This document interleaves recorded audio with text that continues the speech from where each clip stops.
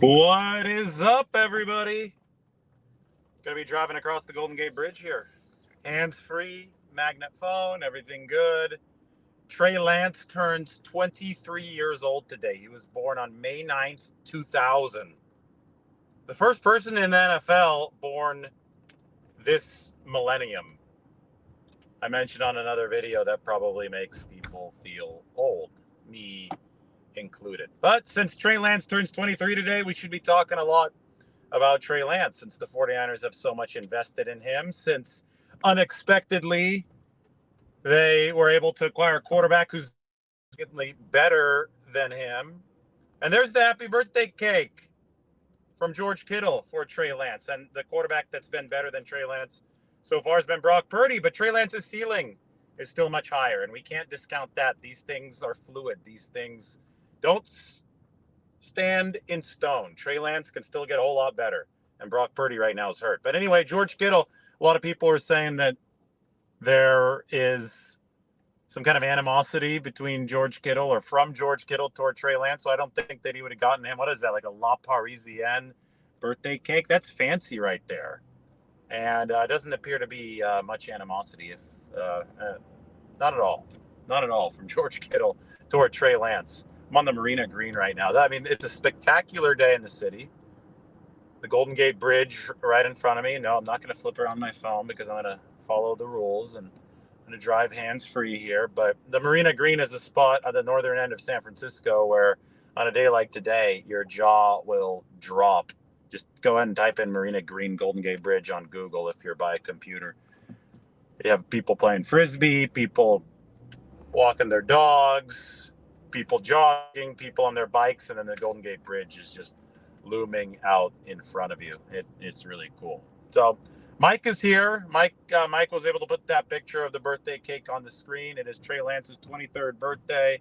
And Mike, why don't we go ahead and fire up some questions? If there are good questions about Trey Lance, about the 49ers, we can answer them as we cross the Golden Gate Bridge on an iconic San Francisco day. Who off the practice squad is making the jump to starter, you think? I don't think anybody off the practice squad is going to be starting for the 49ers this year. That's a big jump. That's possible on a team that doesn't have a very good roster, and it's still not likely because the NFL is hard. And just think about how hard it is to make the league, even for a draftee. And the draftees are the guys that are handpicked to make these football teams. They get some form of guaranteed investment, some form of signing bonus at the very least. If it's tough for those guys to make it on a bad team, how tough must it be for a practice squatter to make it on a good team? So I think the question probably should be amended to which practice squatter makes the 53-man roster, if one does make it. But I was looking through the 49ers depth chart the other day, and that's available online as well, my 49ers 90-man depth chart, which is a 53-man roster projection as well. And what I noticed is I didn't project a single rookie to start for this team outside of Jake Moody, the kicker. So not a single rookie is in line to start for this team on offense or defense. And that goes all the way up to Jair Brown, their top draft pick in the third round. I think he's going to be the third safety. I think this is going to start with Talanoa Hufanga and Tashawn Gibson. The 49ers, by the way, see a lot of Talanoa Hufanga in Jair Brown. It's a situation where he doesn't run all that fast in his 4.65, and Talanoa Hufanga was 4.64, but the play speed is a whole lot faster. The 49ers R&D department love both of these guys. Matt Barrows is a great article up on The Athletic. He interviews Adam Peters every year after the draft, and they talked about some of the R&D metrics that really jumped off the screen as far as Jair Brown. Next question, please. Do you think the 49ers will struggle to replace McGlinchey along the offensive line? I think that's the question of the offseason. And I actually just wrote about it today in the plane. I was crossing the country over here to San Francisco because there's quite a few 49ers events that I have to be at this week. But one of the thing I wrote about was the offensive line and the 49ers' belief in Colton McKivitz. So will the fact that the 49ers no longer have Mike McGlinchey put them in a bind this year. And, if you talk to Kyle Shanahan, if you talk to John Lynch, they both strongly believe that Colton McKivitz is going to be this year's Jake Brendel. They truly, honestly believe that. And by that, I mean last year, Alex Mack was plotting his retirement at this time. He officially retired on June 2nd. The 49ers, even though they knew that it was a possibility that Alex Mack would retire, did not draft a center, and they did not sign a legitimate starting candidate at center. Instead, they had belief in Jake Brendel. And a lot of fans were up in arms about the fact that they were just going to trust Jake Brendel with that center job, but really important Shanahan's offense. Well, you fast forward to now, and Jake Brendel's coming off a season in which he was a Pro Bowl alternate. He was in top 5 among centers in pass block win rate. My God, it's just so nice here today.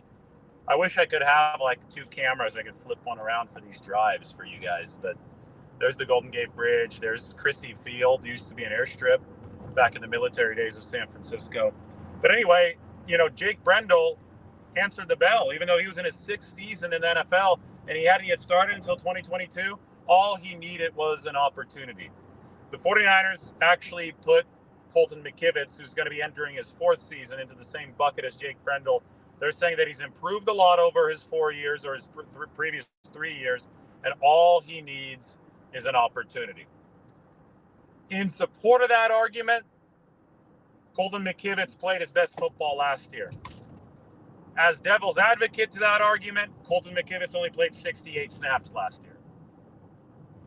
The 49ers didn't have enough injuries up front, and then Colton McKivitz suffered an injury of his own when he was filling in for Trent Williams, so he couldn't play more than 68 snaps last season. But in relief of Trent Williams, in that game against the Rams in Week 4, Colton McKivitz didn't give up a single pressure.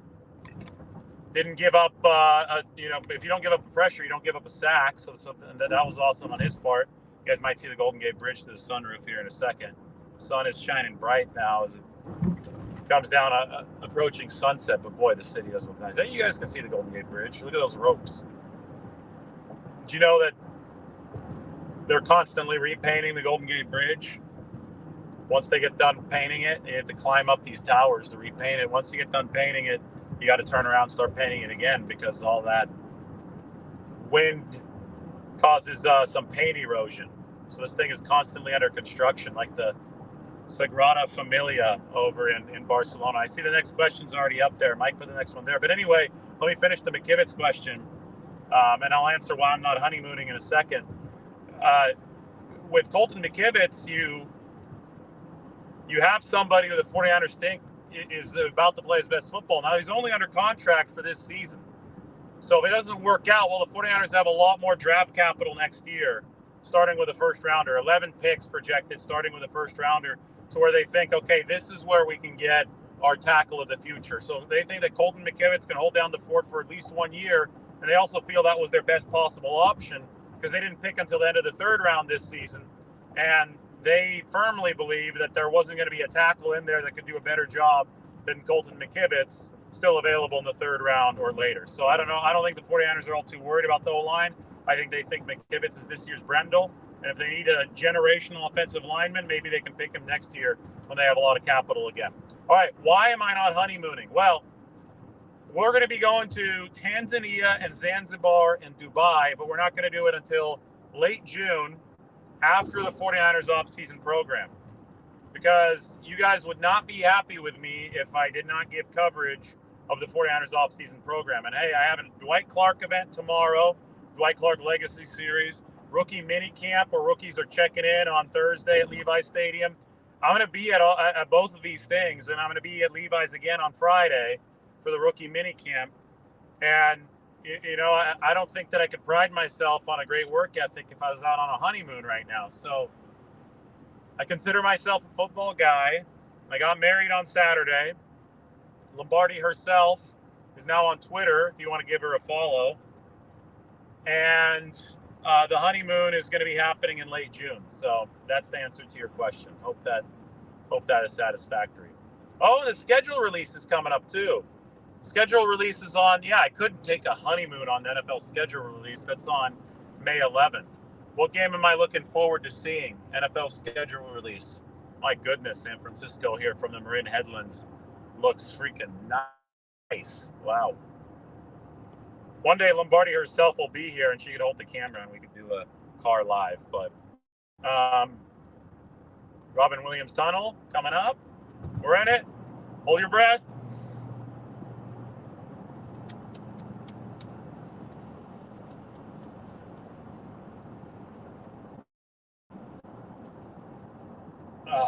Held my breath through the entire Robin Williams Tunnel, which is not long at all. Schedule release. It doesn't look like the 49ers are going to get a London game. It's too bad for those European fans that wanted to see the 49ers play in London. But as far as what game I want to see, obviously I want to see a rematch of 49ers-Eagles. We'll see if that's in week 1. Probably would be smart of the NFL to put it earlier in the year. But the 49ers might not have Brock Purdy available for that game. So maybe it'd be smarter for the NFL to try to make that 49ers-Eagles rematch at a time when they could actually get the game that should have happened in the NFC title game. And by that, I mean Brock Purdy healthy. You got all your divisional games.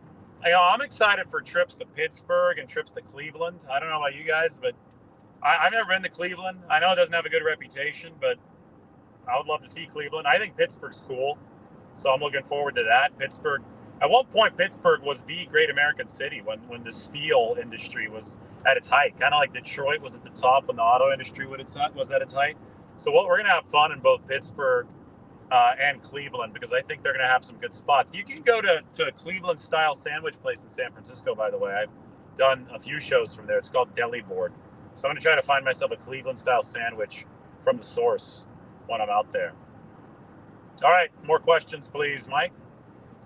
Here on Trey Lance's birthday. Does Feliciano push for starter reps? That's going to be part of my article tomorrow on the offensive line coming out on The Athletic, so go ahead and check that out. I say yes, because last year it was a platoon between Daniel Brunskill and Spencer Burford. They think that Burford has made some progress strength-wise. He's not going to be a rookie anymore. So I think it's going to be harder to take some reps away from Spencer Burford, but it's also going to be hard to take reps away from somebody like John Feliciano. Down the road, I mean, if the 49ers could expedite Nick Zakel's development, Nick Zakel would become Daniel Brunskill, would become the guy that's the Swiss Army knife. They look at him as a 5-positional kind of player. And then maybe Feliciano would be able to split reps with somebody like Burford, with Zakel coming off the bench as that 6th lineman. But I don't know if Zakel's quite ready to be that 6th lineman yet, so I think Feliciano might have to be that, at least for the interior positions. And then you got Matt Pryor, who's the swing tackle, the vet swing tackle they signed, who could be that for the exterior line positions. But I do think that Feliciano, who started last year at center for the New York Giants, I definitely think that he could be somebody that threatens some of the starters for some reps on the inside.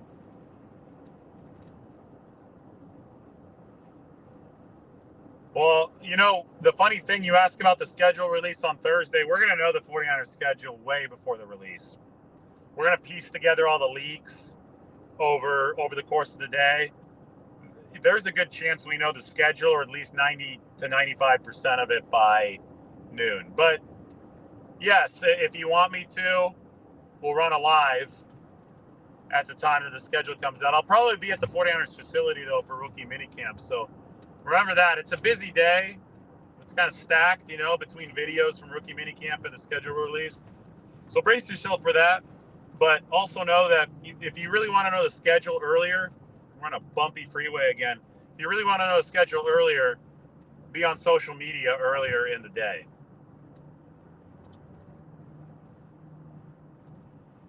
Do I think the 49ers defense will be worse since they lost Azeez Al-Shaair and Jimmy Ward? No, I don't think they're going to be worse.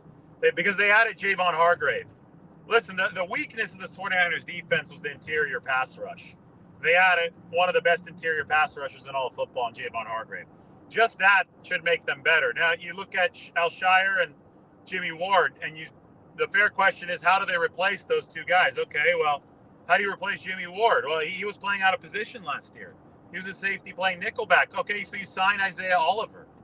Isaiah Oliver was a good nickelback for the Falcons. So immediately I think you're at least even there, maybe even better. at nickelback with Oliver over Jimmy Ward. And then you're also trying to develop some rookies. So you got Darrell Luter Jr., who I think can give the 49ers some slot corner reps.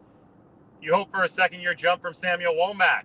That could also help, right? So I think immediately you're better at that slot corner position than you were with Jimmy Ward, who was a good football player, but again, he was playing out of position last year. Then you look at Azeez Al-Shire. That was the third linebacker. He's expendable. Fred Warner's not expendable. Dre Greenlaw, not expendable, right? Those are the two linebackers that are on the field, even in nickel packages.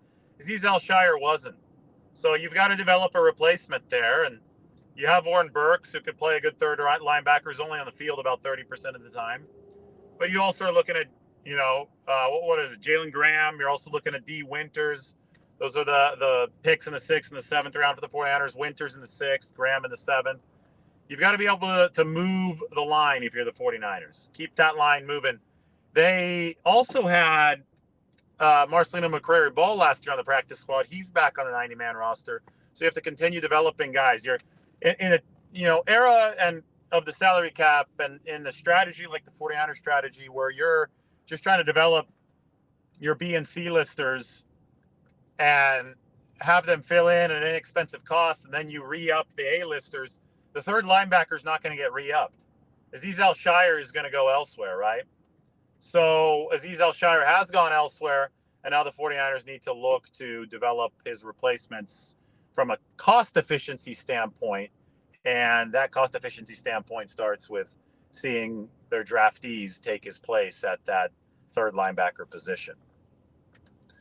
Do you think the offensive or defensive game plan will change at all this season?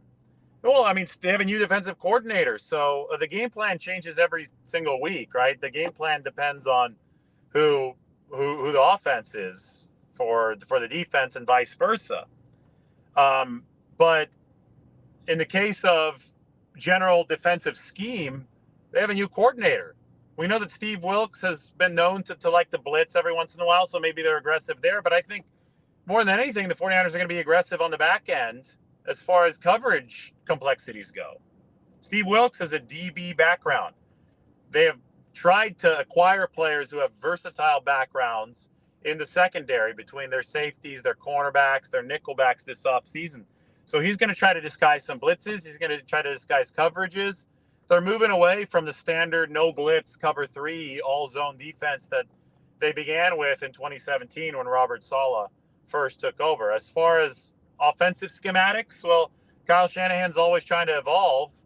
We'll see who's under center because that's going to, determine if the 49ers run a lot of read option or this and that. But in general, Kyle Shanahan's general framework is going to stay the same. Robert Beal Jr. Are the 49ers excited about him as Mark is here on the question? He's excited about the young man's potential, especially as part of the defense. Well, I might even be more excited about Robert Beal Jr. as a special teams weapon this first year. And the guy's 250 pounds and he runs a 4.47 40. That's scary. That's one of those players who could be what we call a dog on special teams, right? A DAWG, a dog on special teams. That size speed combo is not common. And that's what Robert Beal Jr. brings to the table. So you're going to use him situationally, and special teams will be the first situation. But then you could use him situationally on defense. Because Georgia, when they were measuring the 49ers were measuring Robert Beal Jr.'s get off at Georgia, they noticed he's one of the fastest players in college football.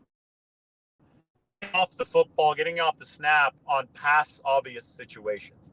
He might not have been as good when he was thinking about the run. So in leverage situations for the offense where they could run or they could pass, the play action could be a thing.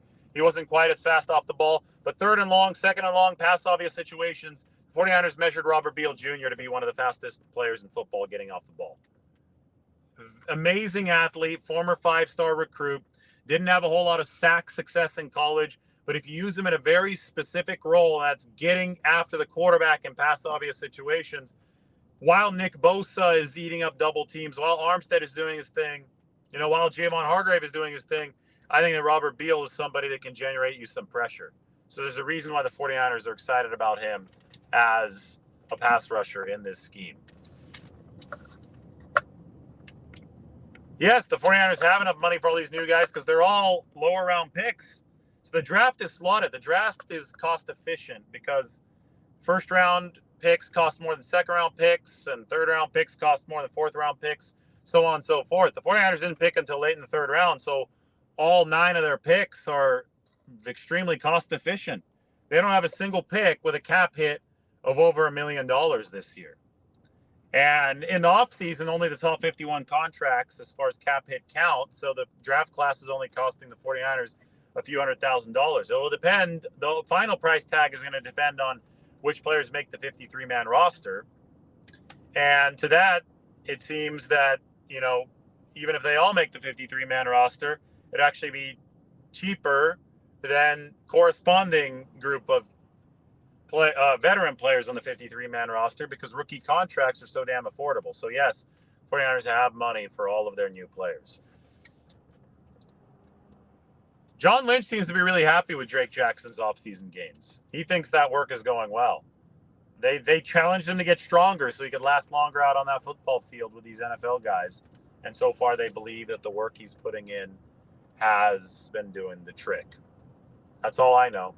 Drake's dad tells me he's doing well too at the facility every single day. Which current high pick A-list 49ers player won't get re-signed besides the Silverback? That is obviously the nickname that Trent Williams has given himself. Well, the 49ers would like to re-sign all their A-list players, but I believe the reason that you're saying that he won't get re-signed is because he's going to retire first, which is very likely, I would say.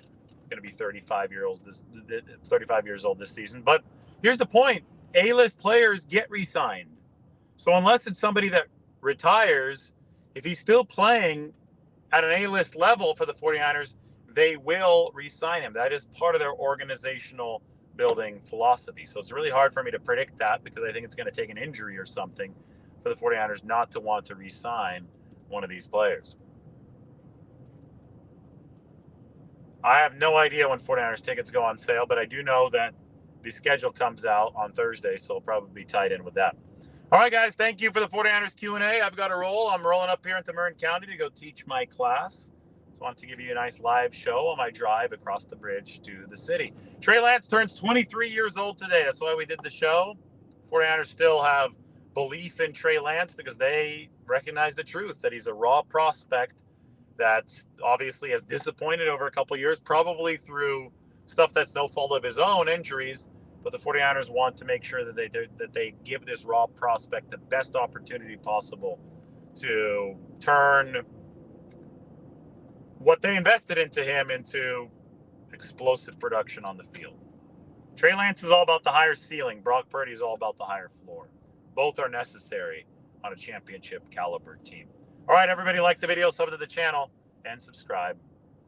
Sub, I guess, means subscribe. So everybody take care. Thanks for joining me on the drive over to Marin. Bye now.